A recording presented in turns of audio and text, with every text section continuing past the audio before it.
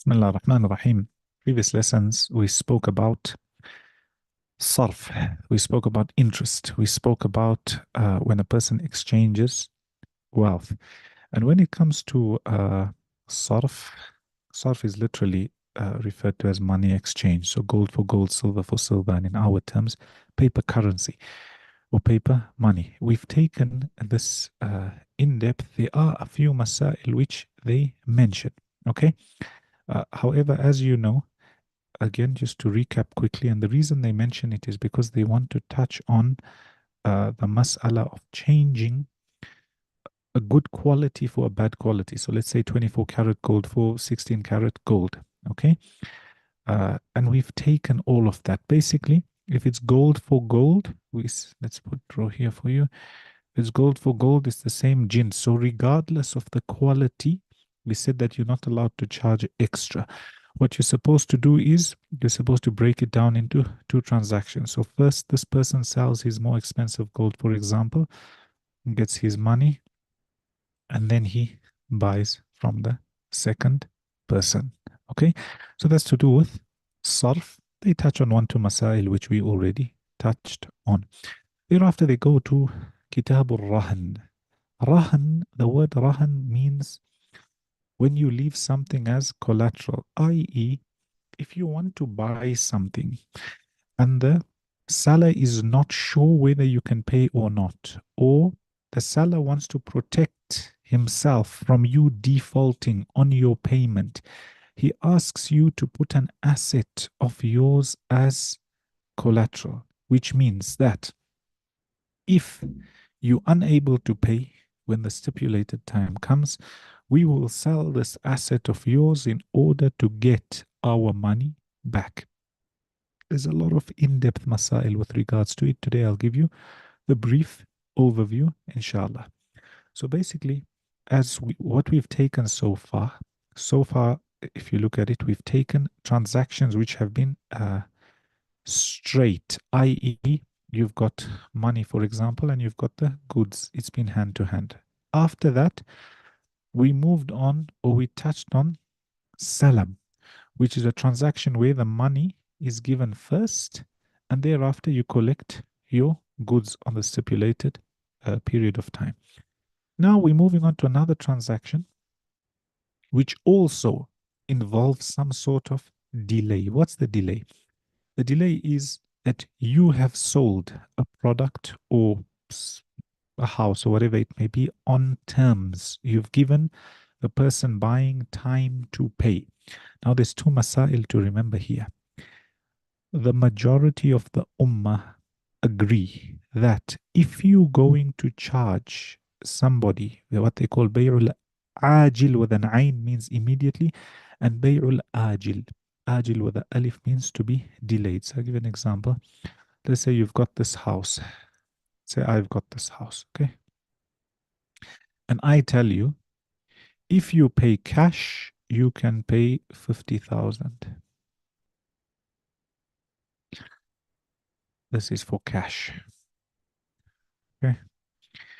And if you want time to pay, okay, if you, let's say 1 year, where you pay in whatever installments we've agreed, here I want 70,000, okay. Majority of the ummah, I could say 99.9999%, all agree that this is allowed. You're allowed to charge extra. Notice how, and don't misquote me for what I say. Notice how this is allowed if the person, when getting into the deal, they choose that we either going with this one or we going with this one. Okay? What contract you're getting into. However, what's not allowed is if you sold this house for 50,000 and the guy tells you, I'll pay you in 1 month. When he can't pay in a month, then you want to change the goalpost to say now go to 60,000 or 70,000 or 80,000. That's riba. Why? Because that was not agreed on at the beginning. You agreed on 50, you stick on 50. So here, are you allowed to sell on terms and charge a little bit more? It's allowed, as long as when you're getting into the contract, you choose either this one or that one. Okay? What they call it, البيع بالتقسيط. قسط is literally a portion. So you're paying a portion every time. And as long as you choose either or, it's permissible. Right. Now, what happens when you're selling on terms? You've given somebody 1 year to pay. So let's come here to uh, this house. And this person wants to buy on terms and they're going to take 1 year.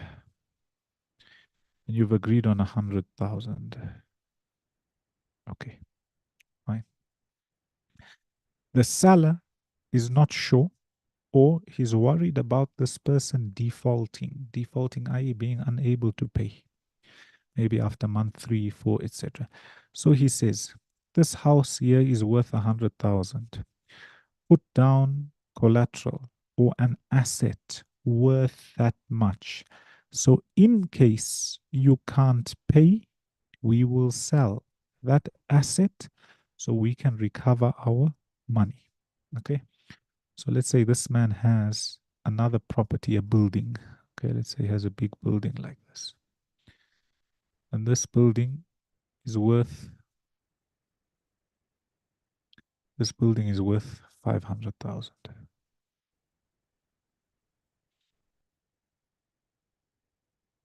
And he says, okay, I've put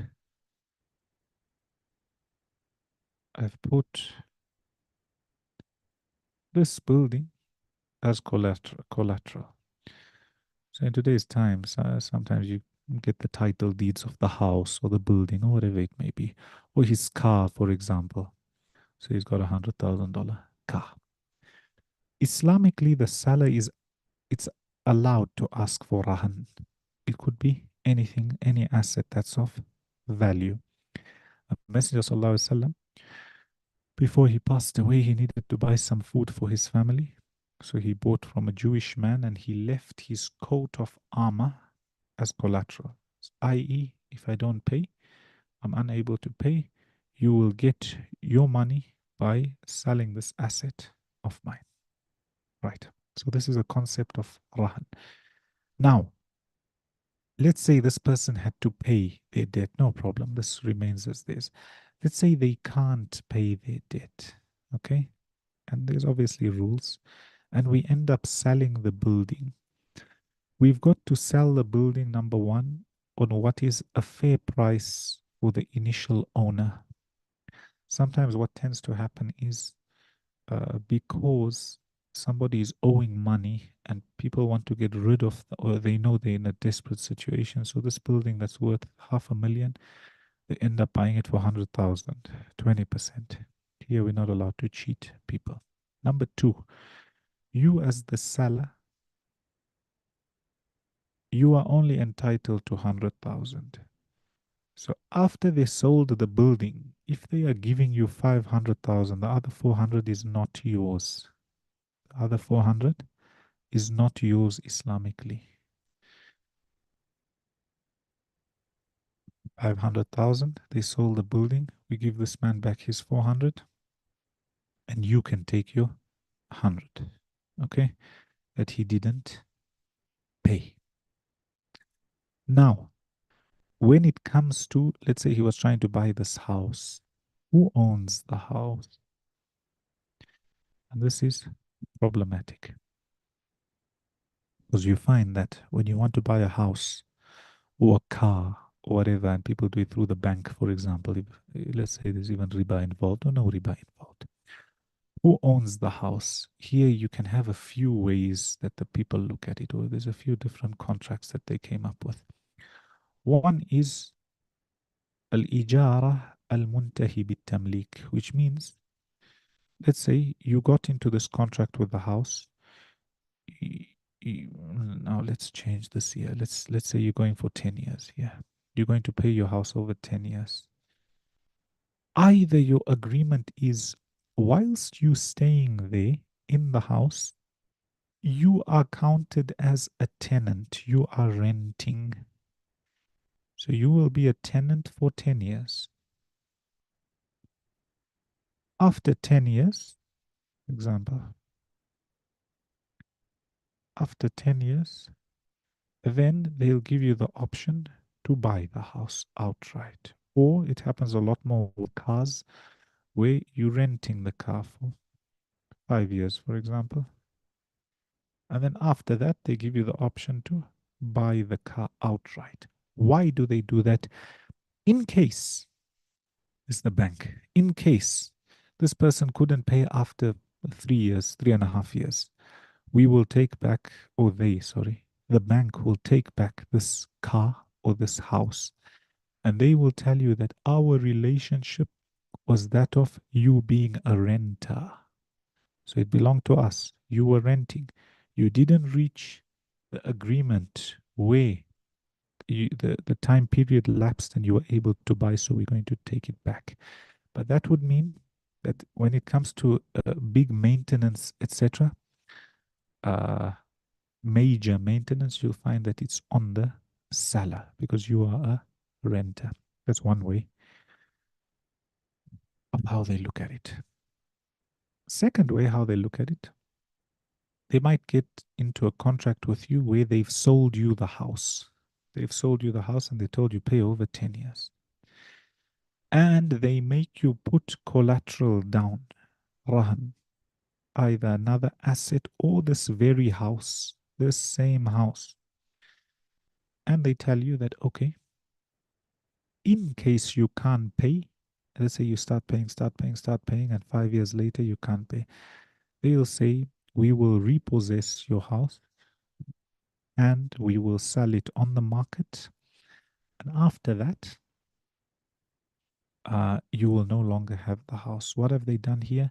They kept your house or your car as collateral. That's how they want to repossess it. That's the second way of doing it. Third way of doing it is what's called musharaka, a type of partnership, and they call it diminishing musharaka, which means that this house, you and the bank, for example, whatever is your down payment. So let's say the house is worth 100,000. They told you come with a down payment of 25,000 and the bank will put in 75. In this relationship, you are both owners of the house, the bank being a 75% owner and you being a 25% owner. And they structure it such that every time you pay monthly towards this, your share increases and the bank's decreases. So yours will now, for example, yours will go to 30%, and they are now gone down to 70% partners. And during this, the person will also pay rent. So these are some of the ideas they came up with, all based on what? All based on rahan, collateral. So they say, okay, what mainly applies to us here is this middle one, where we said they give you a house and they tell you to pay over 10 years or 30 years. However, your house is still the collateral. So in case you can't pay, they repossess your house and you go. Okay.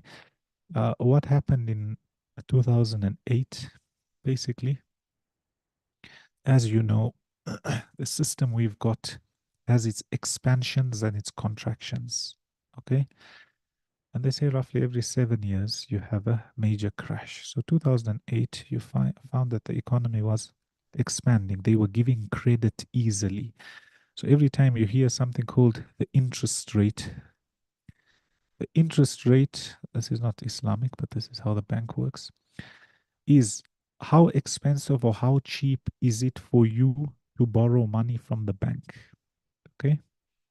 And depending on federal policy or main monetary policy, they adjust this depending on what they want in the markets. So when the interest rate is low, let's say they tell you interest rate is 0.5%, for example. Right now it's cheaper or it's cheap for you to borrow money and you're going to pay your 0.5% interest. And when the interest rate goes, for example, 5%, 10% that you have to pay, then it becomes expensive because on top of what you're paying, your principal, you're paying interest on top of it. This interest rate changes and people's loans and what they have to pay back change according to this. And the Islamic model that they tried to make, because they are stuck with this system, you'll find that when the interest rate changes, they'll change the rental you need to pay on your house. Al Muhim. So what happens? The banks had a lot of money. I'm just simplifying it for you. And they started lending. They were giving anybody who wanted money, giving. The problem is these people, uh, they didn't do their due diligence on how good uh, of a creditor the person was. What was their rating when it came to paying back? When you heard all about junk bonds and all that type of thing, basically the quality of person when it comes to paying back this debt. And okay, they ask them for collateral, for example. So people put their houses as collateral. People start putting their houses as collateral. If I can't pay you, you take my house. Now, what happened? Because when they took money and you were experiencing a boom and prices were going up, these houses, for example, were valued at 1 million, 1 million. So when these people took out loans, they said, don't worry, we've got assets worth 1 million to pay you guys back. So in case we default, we'll pay you. Eventually, they couldn't pay back and the housing market crashed. So what was worth 1 million was now only worth, for example, 500,000. So if you can imagine the trillions of dollars that the banks lent out of other people's money, hoping to make a profit with their interest, and not doing their due diligence when it comes to the people paying. Also, when you've got a property market that's going down, let's say this person now, person A couldn't pay anymore. So they went to take his house. They had given him 1 million. After selling his house, putting it on the market, and because there's so many other people who've defaulted, there's a lot of supply, too much supply on the market and not enough demand. So you find the prices going lower and lower and lower. The banks went out of business. These people who took out their loans lost their homes, and the people who deposited money in the banks also lost their money. So, and then they had to ask for bailout from the government.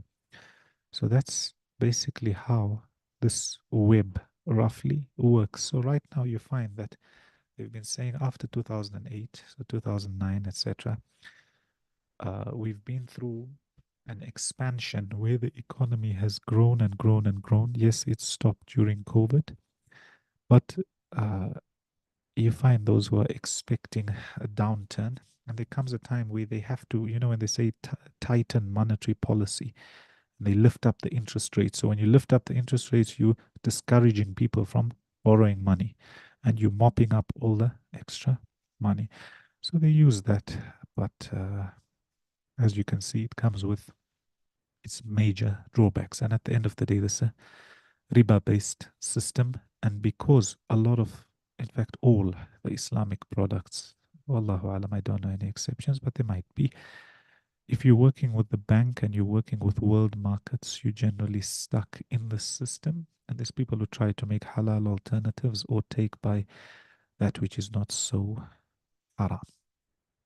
Basically, that's Rahan in a nutshell. And inshallah, when we come back, we'll go through Rahan in detail. Also, what I want you to notice is look at how they took a classical mas'ala and built upon that contemporary. And you may agree with part of it, disagree with part of it, but that is how it works. Hereafter, you go to the hadith in Bulugh al-Maram. This hadith is long and there's a lot of difference of opinion. So inshallah, we'll take it when we come back. But basically, it's about the saliva of a dog. And after that, the next hadith is about a cat.